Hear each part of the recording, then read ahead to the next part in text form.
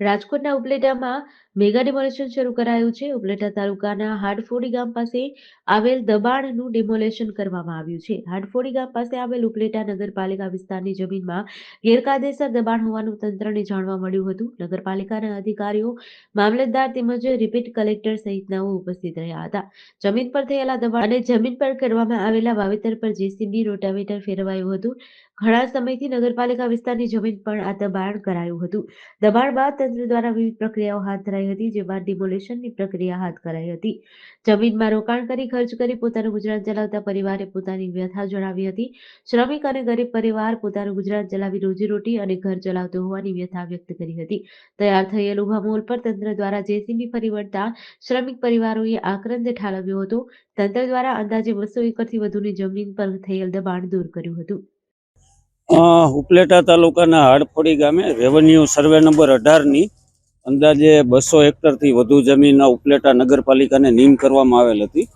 આ નીમ કરવામાં આવેલ જમીનમાંથી આશરે 1000 વીઘા જેટલી જમીનમાં દબાણો માલુમ પડ્યા હતા. આ અંગેની રજૂઆતો નગરપાલિકા તરફથી પણ મળેલી.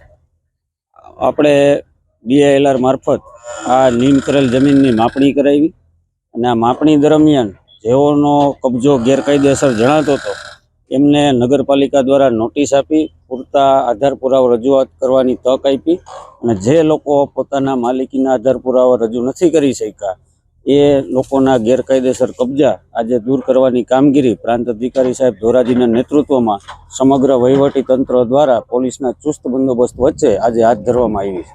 અંદાજે કેટલા કરોડની જમીન હશે?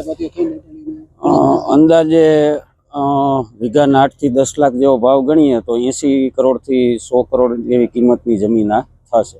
રોશનબેન છે મારું નામ. ઉપલેટાના બાજુમાં ગામડો છે. અમારો પિત્તારાક હતો, કાઢી નાખ્યો. સરકારના માણસ આવ્યા. આ 2-2.5 લાખનો અમારો ખર્ચો છે. અમે માંગી ભીખીને આવ્યો. અમારે રહેવા મકાન નથી. અમે 2 મા દીકરીની મહેનત છે. અમે બાયુ મજૂરી કરે છે, ઈ જ છે, બીજું કાંઈ નથી અમારી પાસે. ગેરકાયદેસર જમીન ઉપર એ અમે ખેડીને ખાતા હતા. સરકારની જમીન હતી પણ અમે ખેડીને ખાતા હતા. તો અમને ખાવા દે તો ભલાઈ છે સરકારની.